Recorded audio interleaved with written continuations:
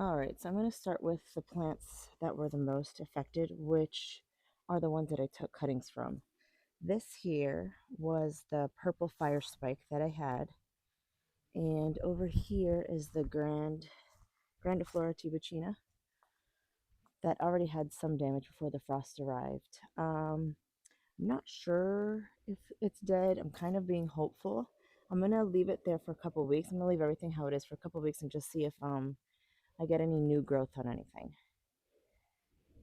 The third one that was the most affected, and I knew this was going to happen, but again, I took cuttings, so it's okay, is the red fire spike, which is one of my favorite plants that gets visited from hummingbirds regularly. I mean, it's every day. They just come by and feed off of it. So I see some green in here, but to be honest with you, oh, I think it is. Do you guys see the little glimmer of hope that I have right in between? You see that green? I'm pretty sure that is not a weed and that is fire spike. So there is hope.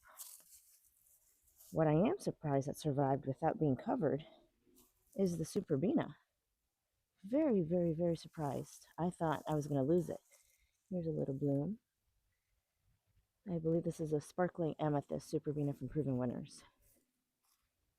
And of course, the roses were unfazed. They were perfectly fine. Ooh, let's let it focus a bit. So all the roses were fine. Superbina survived. Everything that I covered, which is all of these plants here, I covered all this with frost cloth. They all survived. They're just a little on the dry side, so I just need to give them some water. Okay, I lie. They didn't all survive. They had survived, but then we had one night that went down into the 30s, but I didn't feel like it was going to be that cold, and I didn't cover it, and so my lantana, which I believe that was lantana, died. And then I had this was some salvia that died.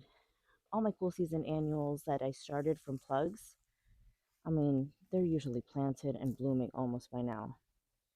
It's been really late, so they're just struggling because they're still in there and I haven't taken them out. They haven't been fed. They need water, so I'm really going to try to do all this within the next week. These did not get covered. This is the ranunculus, and these are some snapdragons, and they're fine. These are some rudbeckias. I don't even feel like they got, like the leaves got that damaged. Obviously, you know, the blooms. Those were already faded. These are supertunias, the Supertunia Vista bubblegum. They need a good feeding. And then over here, I am glad to see that took out some weeds.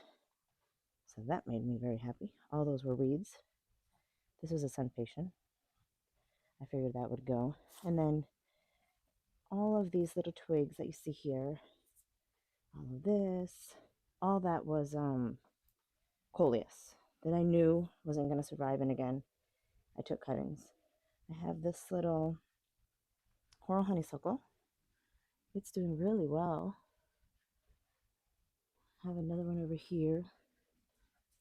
That's it. It did well.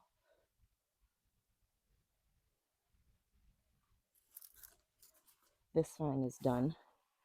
This one is, they're not sweet peas. It's another butterfly pea. So those are done. So all these are seed pods. But I think I'm going to put something else here, so I'm just going to take that out. And then we have lantana here. But again, I don't know if they're dead or if they're just kind of burnt out, you know.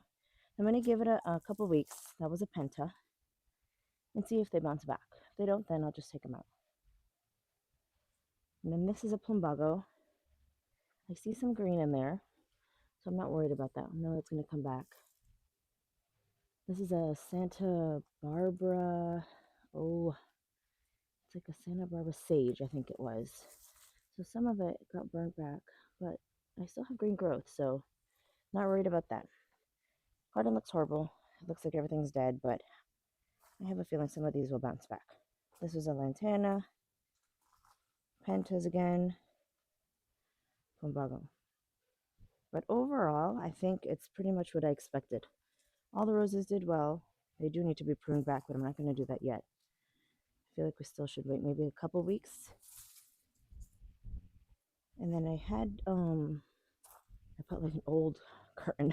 I didn't have anything else to put on this, which just looks like a pile of mess. But there's some alyssum here and some supertunias in there also that are still in their containers, but they've rooted into the ground, so I didn't move them. So I need to plant all that.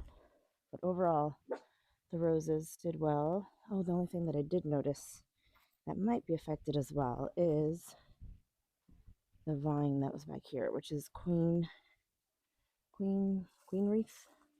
Oh gosh, the name just left my brain. It's also called sandpaper vine. That looks fried, but again, look at the trunk on that. So I'm gonna give it a bit and see if any signs of life appear. Hopefully it does, because if not, that's gonna be a pain to take out. But we'll see. Other than that, I think everything looks pretty good. Not sure if you guys remember Mrs. Beer Can't, the rose. That's what's left of the blooms. Oh, somebody just turned their sprinklers on. I don't know if you guys could hear that. I need to get out of the way. So overall, it's a gloomy looking garden, but it will be full of life and color pretty soon once I get all of this planted and it starts warming up, which I believe we're going to be like in the 80s in the next 2 weeks. So that will definitely help. But just wanted to give you guys a little update on how everything did. And hopefully, this is my biggest, this is what makes me the most sad, is to see that fire spike like that. But hopefully, it will either bounce back or I'll just have to start from cuttings. All right, guys, I hope you guys have a great week.